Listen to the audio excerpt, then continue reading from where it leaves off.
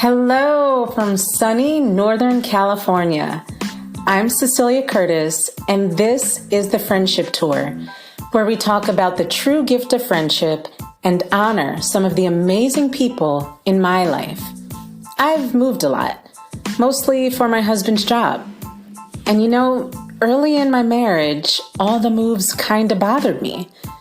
It can be difficult to find a new house, a new job, a new church, and a new hairdresser. Because let's be honest, finding a stylist you love who understands your hair type and who you vibe with isn't easy. In fact, finding anyone you love who understands you and who you just vibe with isn't easy. So, yeah, relocating multiple times has been challenging.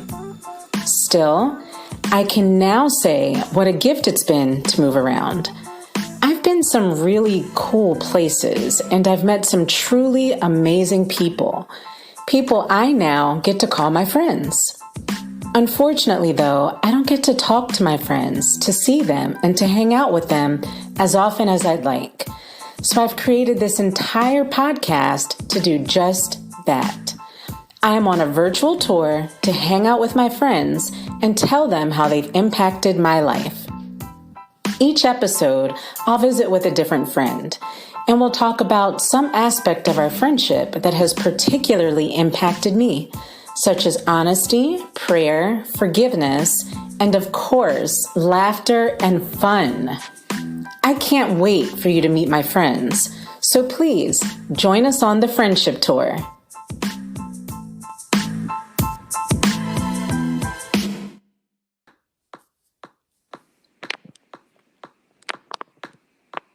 I am so excited.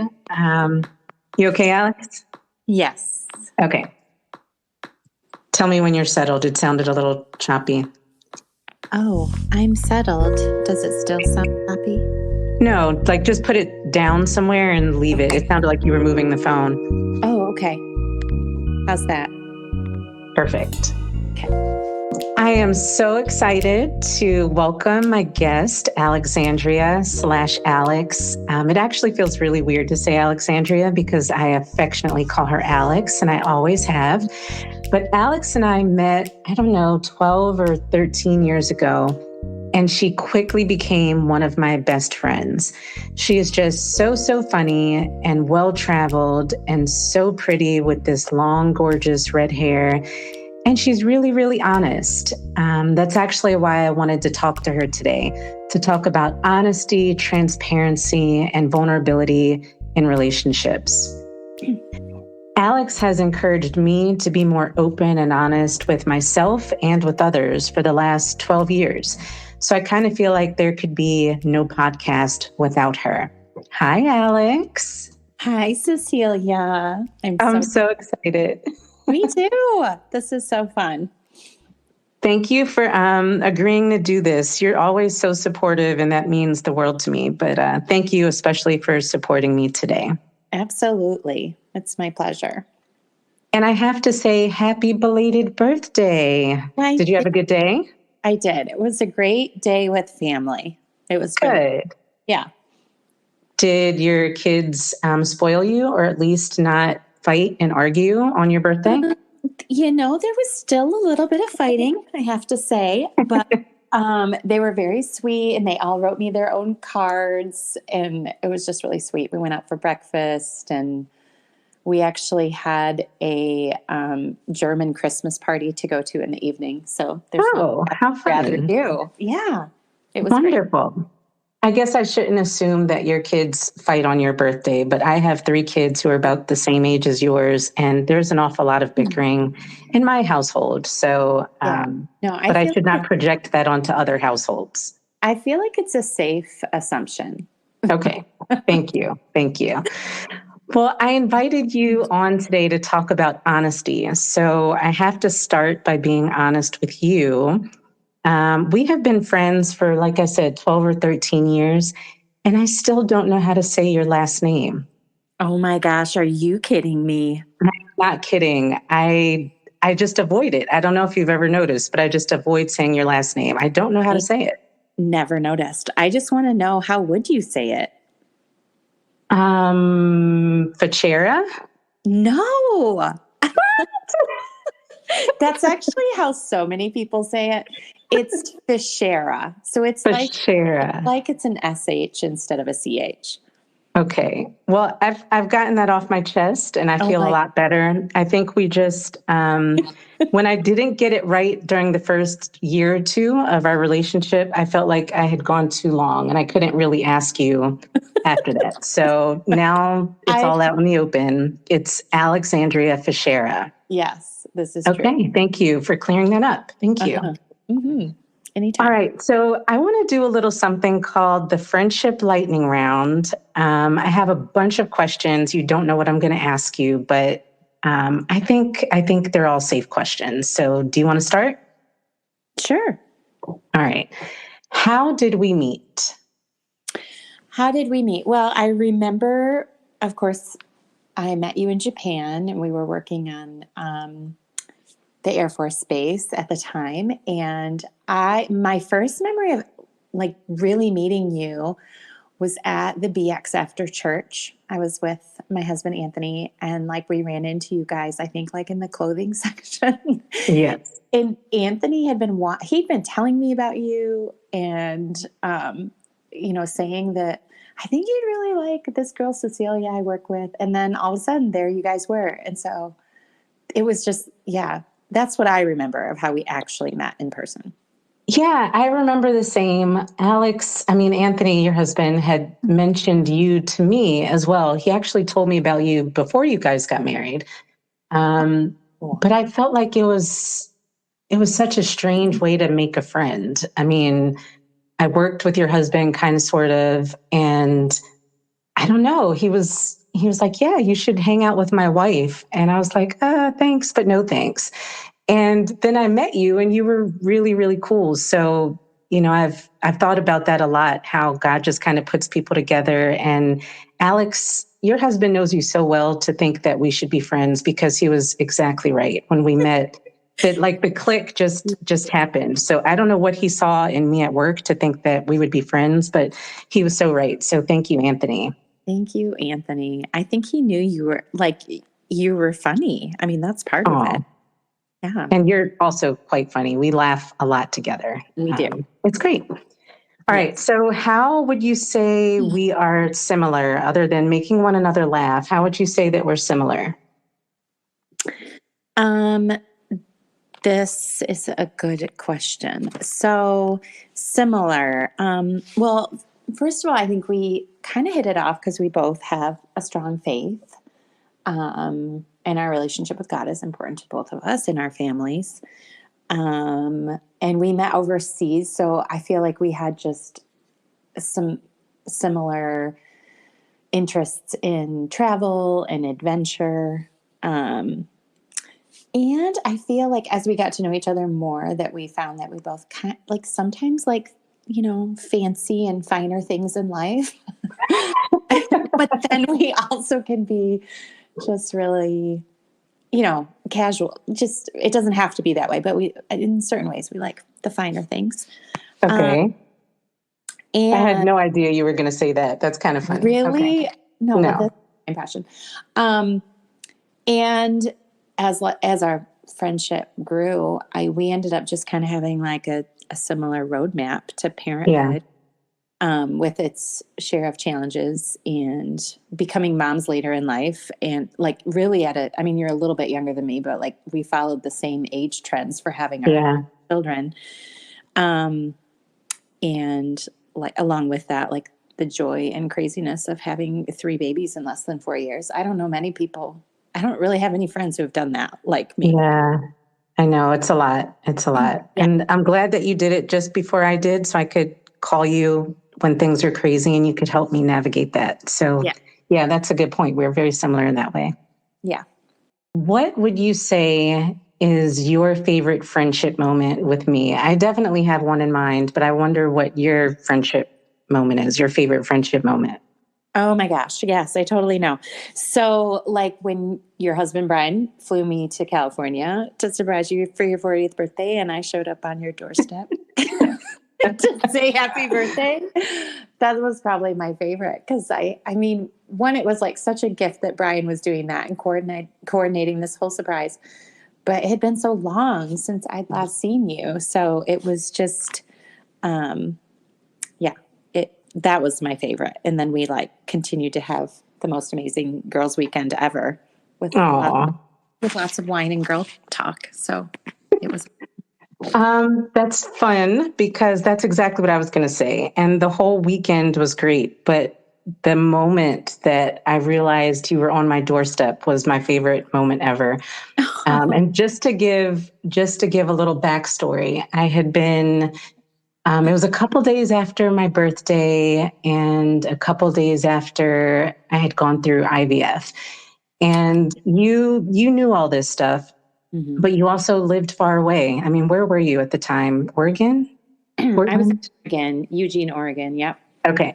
So you were in Oregon, I was in California. You knew all this stuff was going on. But I was at home resting and recovering and just being lazy on the couch. And my hair was dirty and I was not expecting anyone at all. And my husband sent me this text message that said, I'm expecting a package. You're going to need to sign for it. And the thought of getting up off the couch just to go sign for a package was just too much for me. It was like, I'm at home resting, recovering. But he told me to expect this package, and the doorbell rang, and I went to the door all grumpy, expecting to sign for FedEx or UPS or something. And I looked through the peephole and I saw flowers and red hair. I couldn't see the face, but I saw flowers and red hair. So I opened the door and you were standing there and you just said in your very casual Alex way, I just dropped by to say happy birthday. And I just started sobbing, and it was the ugliest cry I think I've ever done. It was one of those like heaving, sobbing, shaking kind of cries. Thanks to your husband. He did all this. Oh, I love you, friend. But I think it was just the emotion of all the days leading up to that moment. And I thought you were there to kind of support me through all the stuff. And you did, but you were also there to just say happy birthday. And I didn't feel tired anymore. We just kind of changed our clothes and started having a great weekend from the moment you arrived. So that was my absolute favorite moment. I didn't know I would respond that way to seeing you just sobbing, but I did. And I love you. That just tells you how much I love you. So I'm glad that we had that time together. Me too. It was amazing. Yeah. So let's talk about honesty and vulnerability in friendships and in relationships in general. Why do you think honesty is so important in a friendship or in Well, life? I mean, honestly, I think because I'm all about intimacy and friendships, there's just Mhm.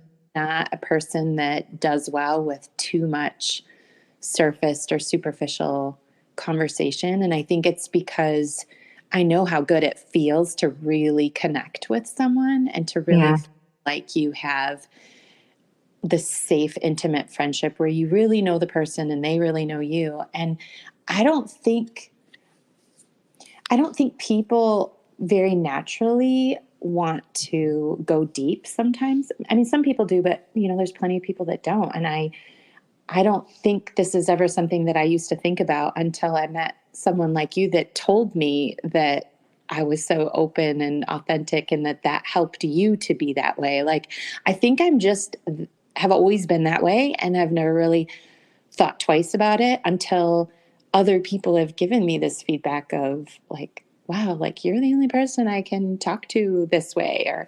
And I think because I don't know, I have a tendency to be open about the struggles or the stresses or just like what's really going on in life. And then I think it like makes an invitation for the other person to do the same. And then by doing so, you have like this connection and this bond that's just, a lot deeper. And, not to say that it is super fun to just have a chat and have a laugh. And I can do that too, but it's way more rewarding if there's that deeper connection underneath it all.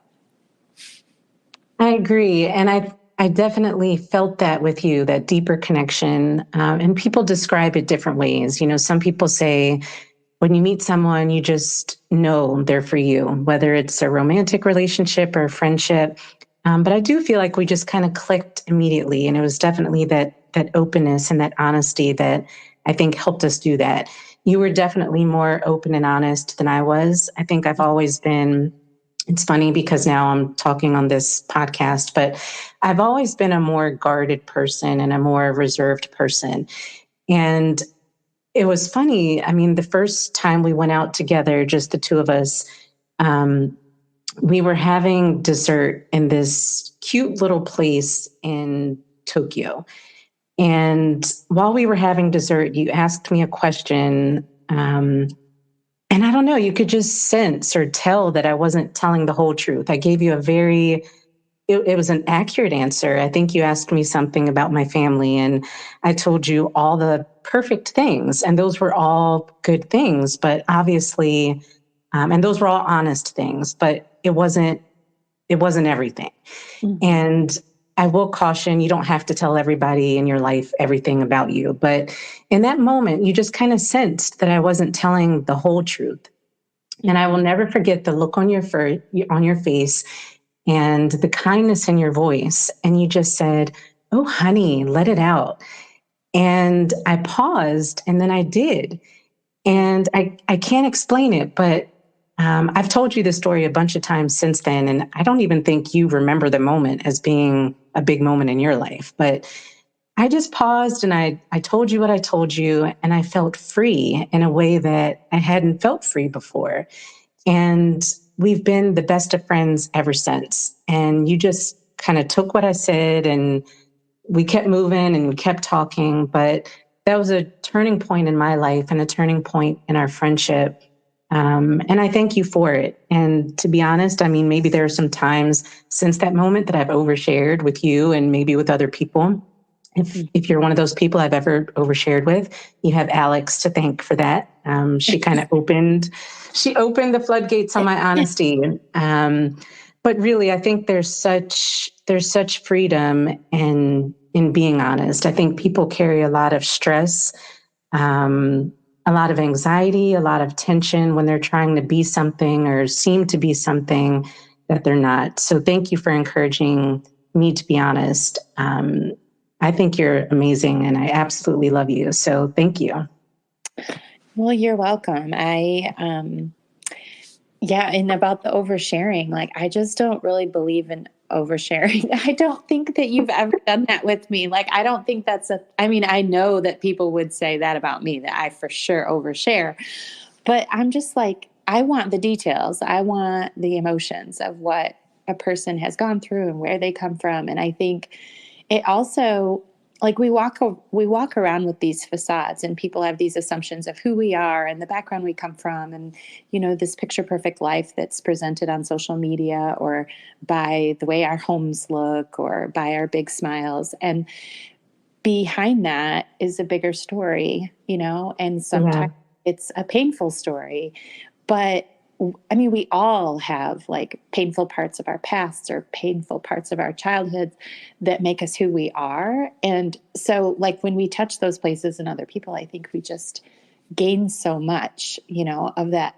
I think it's not just about connecting, but it's also about healing, like what you're saying. I think coming from a very dysfunctional childhood and background the way that I did, I think that's one way that I've gained a lot of healing is in talking about some of those hard things with friends and feeling understood and feeling seen and heard. And then there's healing that comes in that. And so I'm just really glad that you experienced that too in sharing. Yeah, you're absolutely right. I mean, we see all these beautiful pictures on Facebook and Instagram and all the funny videos on TikTok. And I do think it gives people the impression that things are perfect and no one's life is perfect. I mean, just not. And that's okay. It's okay for things not to be perfect. And I think it's when we try to hold on to that illusion of perfection that it makes us kind of sick in some ways. Yeah. So thank you for encouraging me to be open and honest. Thank you for just being one of my very, very, very best friends. I mean, we don't always talk every day or even text. We can go months without being in contact with one another, but we always pick up right where we left off. And I really value that about our relationship.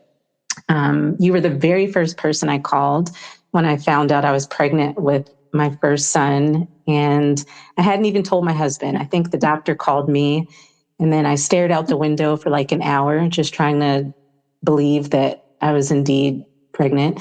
And then I called you. And I remember when I called you, you just kind of had a whisper. You were like, "What is it?" And I said, "I'm pregnant." And you said, "Praise Jesus." It was the funniest and sweetest and just realest Alex Cecelia moment ever. And thank you for being that kind of friend, the friend who celebrates the highs, who supports me through some of the lows, who encourages me to be open and honest, and who's just there for me. So thank you. I absolutely love you. I'm super thankful for you. I hope you'll come back and we can talk again soon. There's so much more that we can talk about and we need to talk about. But thank you. I absolutely love you. I love you too. Thank you so much for having me. It's truly just an honor. I'll talk to you soon. Okay.